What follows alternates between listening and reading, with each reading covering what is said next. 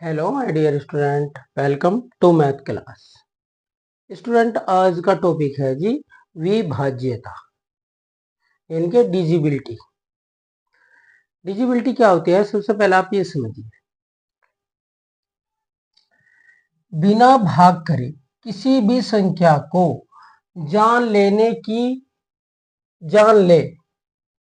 कि वह दिए गए अंक से पूरी तरह विभाजित है या नहीं। भाई कोई नंबर दे दिया आपको और इसे कह दिया कि भाई 2 से या 3 से 5 से डिवाइड है या नहीं, तो आप बिना भाग करे उसे ये समझ ले कि हाँ ये पूर्णतः डिवाइड है, यानी कि इसमें कोई रिमाइंडर नहीं बचता। पूर्णतः डिवाइड का मतलब होता है जिसमें कोई रिमाइंडर ना बचे। रिमाइंडर बचेगा तो वो डिवाइड नहीं है, यानी कि विभाज्य नहीं है।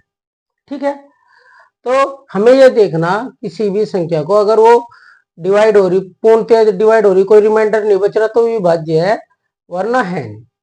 लेकिन कैसे देखना पूरी तरह विभाजित होती है या नहीं? विभाज्यता की जांच कहलाती है। जैसे 10 को हम 2 से डिवाइड करें, 2 5 या 10, कोई रिमाइंडर नहीं बचा, तो ये जो 10 है ये 2 से पूरी तरह विभाजित है ना, यह भाग है। तो इसे हम भाग कहते हैं, भाग विधि, क्योंकि हमने इसे भाग विधि करके देखा इसलिए भाग है। 10 को 2 से 10 2 से विभाजित है क्योंकि इसके इकाई का अंक 2 है। इस तरह जान लेना कि भाई इसके इकाई का अंक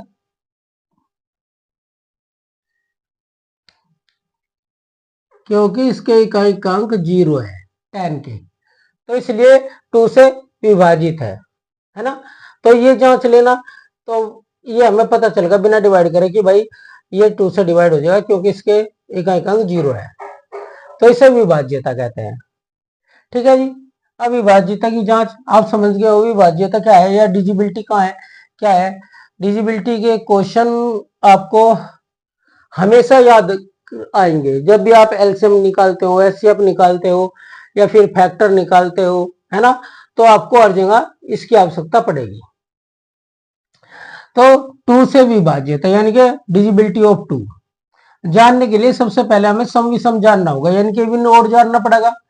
तो इवन कभी कभी हमें ये नहीं पता होता कि इवन क्या हो ओड क्या हो, तो पहले ऊपर आप इवन संख्या लिखो, नीचे ओड लिखो, यानी कि सम विषम, और यहां से 0 से शुरू करो। 0 1 2 3 4 5 6 7 8 और 9, जो सम के आगे आई ये सब सम डिजिट है, यानी कि सब इवन नंबर है 0 2 4 6 8, और जिनके वंश पे ये होंगे 0 2 4 6 8, जिसके भी वंश पे होंगे वे सभी संख्या 2 से डिवाइड हो जाएंगी, और जो 2 से डिवाइड हो जा वे इवन नंबर हो या सम नंबर हो, विषम 2 से डिवाइड नहीं होते, यानी कि जिनके वंश प्लेस पे 1 हो 3 हो 5 हो 7 हो 9 हो, दोनों में से एक याद रखो, या तो ये याद रखो या याद रखो। और नहीं याद रखा जाता तो इस तरह इसे फॉर्मूले को याद रख लो और ऐसा लिख लो जब भी जरूरत पड़े और देख लो। ठीक है, जो अंक सम के सामने आते हैं वे सब सम संख्याएं हैं, ये सारी की सारी सम संख्याएं हैं। जिस संख्या का इकाई का अंक सम हो, यानी कि 0 2 4 6 हो, वे सब 2 से पूर्णतः विभाजित हो जाता है, यानी कि उन्हें अगर 2 से डिवाइड करें तो कोई भी रिमाइंडर नहीं बचेगा। देखो कैसे, इसके वंश पे 0 है, 2 से डिवाइड हो जाएगा। 7 है, होने का नहीं क्योंकि ओड है। और जी 4 है, इवन नंबर है, 2 से डिवाइड हो जाएगा। और जी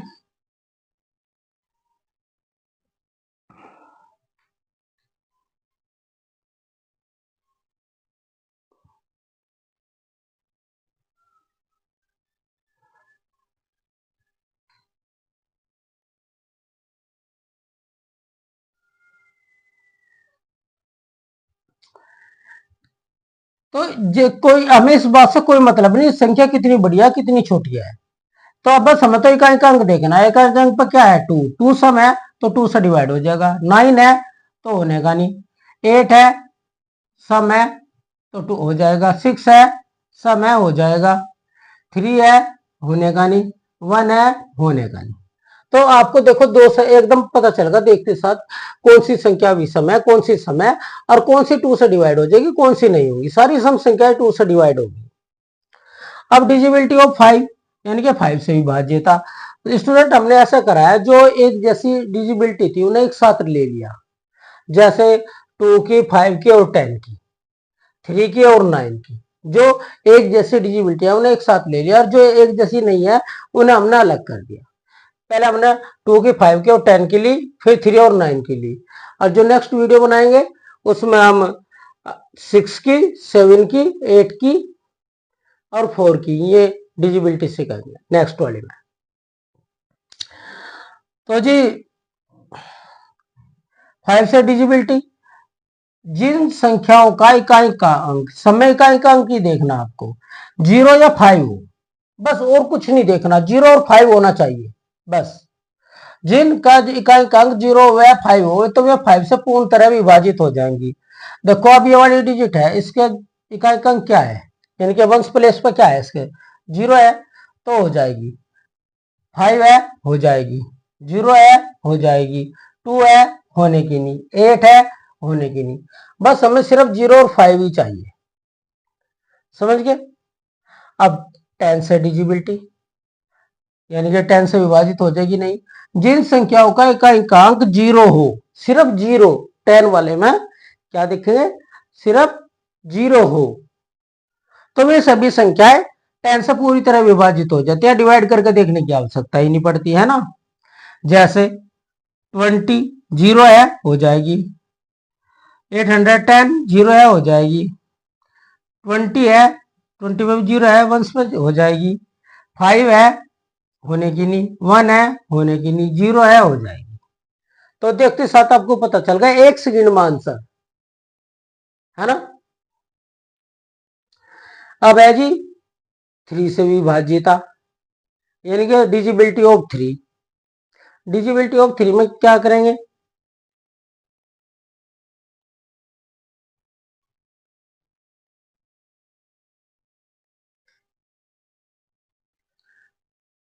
डिजिबिलिटी ऑफ 3, दी गई संख्याओं के सभी अंकों को आपस में जोड़ दो, जो उत्तर प्राप्त हो वह 3 के पहाड़े में आता है ना, तो विभाजित है। यानी कि 3 के टेबल में अगर वो संख्या आ रही जिसे आप जोड़कर जो उत्तर आ रहा, तो वो 3 से डिजिबल है, यानी कि 3 से पूरी तरह डिवाइड है, कोई भी रिमाइंडर नहीं बचता। जैसे ये वाली डिजिट ली हमने 3282, अब 3282 को ऐड कर दिया हमने, यहाँ ऐड करके देखो 8 और 2 10 और 3 2 5 और 10 5 15 आगा। तो 15 जो है 15 है ये 3 के टेबल पहाड़े में आवे नहीं आता, 3 5 जा 15, तो इस तरह देखना।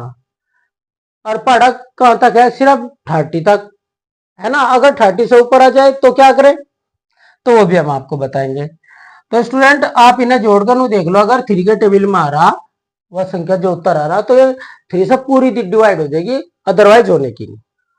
अब देखो अगर ये वाली डिजिट है हमारी बड़ी है थोड़ी सी, क्योंकि हमें बड़ा जाना तो बड़ा आंसर चाहिए, तो बड़ी डिजिट चाहिए, तो इन सबको हमने यहाँ यहाँ ऐसे ऐसे करके जोड़ दिया है ना। तो इसका आंसर आ गया 54, ये 54 आ गया।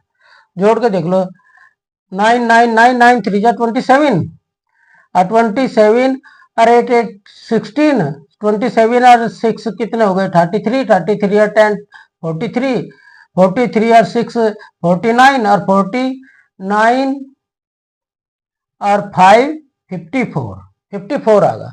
देखो 54 3 के टेबल में नहीं आता, आता तो नहीं, तो आप इस 54 को दोबारा ऐड करो 4 और इसे, तो क्या आ गया 9 आ गया। अब 9 3 के टेबल में आ गया, तो ये 3 से पूर्णतः डिवाइड है। अगर इनका टोटल उसमें नहीं आता 3 के टेबल में, तो डिवाइड नहीं है, चाहे आप डिवाइड करके देख लो। और 3 और 9 की डिजिबिलिटी दोनों की बिल्कुल सेम है, एक ही है।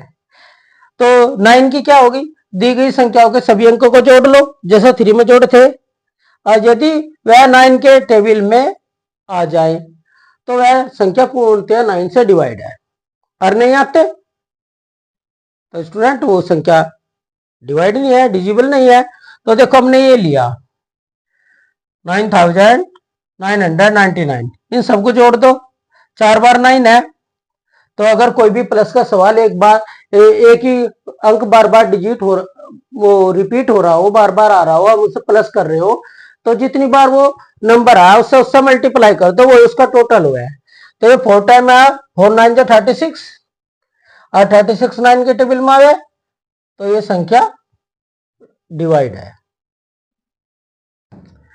अब हमने ये वाला जोड़ा, ये सब जोड़ दिए, तो इन्हें जोड़ के क्या आया 27 भी 9 के टेबल में आ गया। ठीक है, अगर कोई बड़ी संख्या आ जा 90 से ऊपर आ जा जो 9 के टेबल में नहीं आता, तो उससे जैसे हमने 54 को ऐड करा था 3 के टेबल के लिए, इन दोनों को भी ऐसे ऐड करके देख ले कि अगर 9 के टेबल में आ रही तो 9 से डिवाइड है। Okay student, thank you for watching this video.